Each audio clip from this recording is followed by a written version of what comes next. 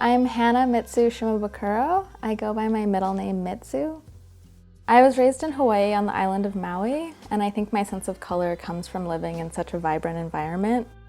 In high school, I spent most of my time interning at a nonprofit printmaking studio and volunteering to help restore native forests. Making art in community and spending time in nature have remained constants in my life.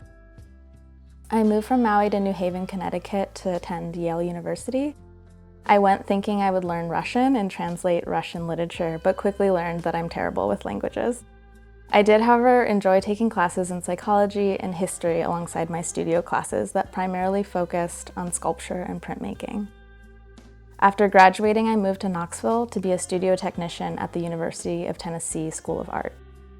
After leaving Tennessee in 2017, I started the professional crafts program in fibers at Haywood Community College outside of Asheville. Since moving to the South, I've attended Penland for 3 summer sessions, and each time I felt more and more committed to finding a way to stay. To me, making restores a sense of agency. It's a language for reimagining what can exist in the world, for stepping outside of capitalism's constant push and focusing on the present and the individual. It's about finding pleasure in your body and working with what you have. As a first-generation college student, pursuing academia felt like disconnecting from large parts of my identity, but art and making reconnects those areas for me. Beauty and design have always felt like a language, one that is inherent and intuitive. My work goes between multimedia installation and production weaving, and since moving to Penland in February, I've been focusing on building up my inventory. I'm currently finishing up a 12-yard warp of bandana scarves.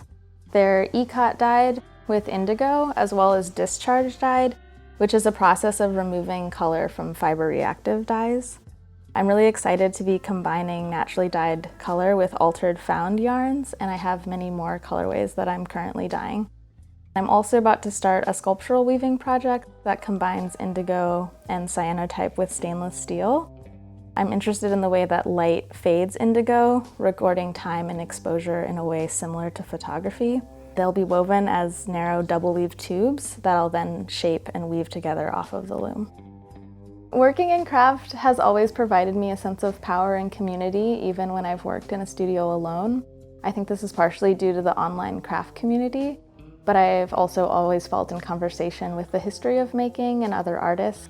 Since really committing to my work, I've been trying to find a way to make it sustainable, and being at Penland now and meeting the artists that are changing the world of contemporary craft feels like the perfect place to learn how to start my career.